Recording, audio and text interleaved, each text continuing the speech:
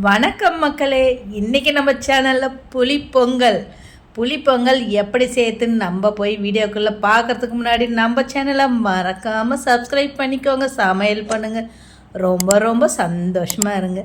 வாங்க புளிப்பொங்கல் எப்படி சேர்த்துன்னு பார்த்துடலாமா?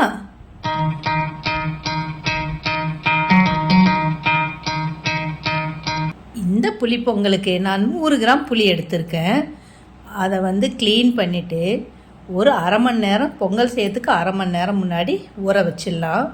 அடுத்து நான் 2 பவுல் நொய் அரிசி தான் எடுத்திருக்கேன். அதை 2 வாட்டி நல்லா தண்ணி ஊற்றி கழுவிட்டு நல்ல தண்ணி ஊற்றி அதையும் ஒரு 1/4 மணி நேரத்துக்கு நம்ம ஊற வச்சிடலாம். அரிசியில் சேர்த்து விட இந்த மாதிரி நொய் அரிசியில் செய்யும்போது ரொம்ப ரொம்ப டேஸ்ட்டாக இருக்கும். அப்புறம் அதுக்கு நான் சின்ன வெங்காயம் ஒரு பவுலு, பச்சை வேர்க்கடலை, கடுகு, உளுத்தம்பருப்பு, காஞ்ச மிளகாய், கடலப்பருப்பு எடுத்திருக்கேன். இதையெல்லாம் வச்சு செய்ய ஆரம்பிச்சிடலாமா? நான் ஒரு குக்கர் எடுத்துக்கிட்டு எண்ணெய் கொஞ்சம் இதுக்கு அதிகமாக தான் யூஸ் ஆகும். எண்ணெயை சேர்த்து அதில் கடலைப்பருப்பு, உளுத்தம்பருப்பை போட்டு பொன்னிறமாக வறுத்த பிறகு நான் எடுத்துருக்கிற இந்த காஞ்ச மிளகாவை போட்டு அதையும் கொஞ்சம் லேசாக வறுத்துக்கலாம்.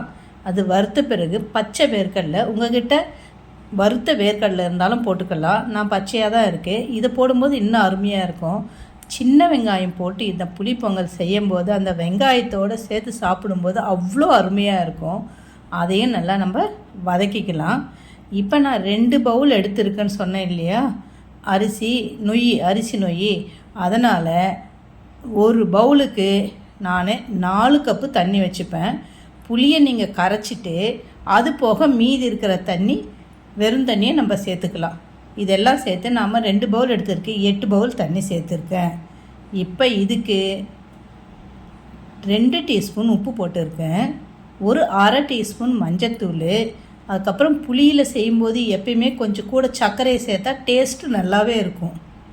புளிப்பாக இருக்கிற எந்த டிஷ்ஷாக இருந்தாலும் அதுவும் கூட 1 டீஸ்பூன் சர்க்கரையோ வெல்லமாக சேர்த்தா டேஸ்ட்டு நல்லாவே இருக்கும். இப்போ இதெல்லாம் சேர்த்து நம்ம நல்லா கொதிக்க விட்டுடலாம். கொதிச்சதுமே நம்ம ஊற வச்சுருக்கிற அந்த நொய் அரிசியை அதன் கூட சேர்த்துடலாம். சேர்த்து அப்படியே நம்ம சிம்மில் வச்சியும் அதை வேக வைக்கலாம். இல்லை நம்மளுக்கு சீக்கிரம் ஆகும்னா குக்கர் மூடியை போட்டு விசில் போட்டு ஒரு 6-7 சவுண்டு விசில் வரட்டும். இப்போ விசில் நல்லா வந்துடுச்சு, திறந்து பார்த்துடலாமா? வாவ், சூப்பராக இருக்குது பாருங்கள்.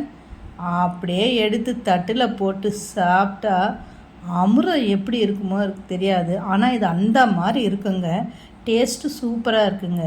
மேலே அப்படியே கருவேப்பிலையை தூவிட்டு சுட சுட நம்ம தட்டில் பரிமாறி சாப்பிட்டோம்னா ஆஹா ஓஹோ அப்படி இருக்குங்க. இதுவும் கூட அப்படியே மேலே நல்லெண்ணெயை ஊற்றியும் சாப்பிட்லாம். இல்லை சின்ன வெங்காயம் வச்சு அதோடு சேர்த்து கடித்து சாப்பிடும்போது அந்த வேர்க்கடலை, வெங்காயம், இந்த கருவேப்பிலையோடு சாப்பிடும்போது அமிர்தமாக இருக்கும். இன்னும் கூட கூட்டினா தயிர் கூட இதை கூட வச்சு சாப்பிட்டா அவ்வளோ அருமையாக இருக்கும்.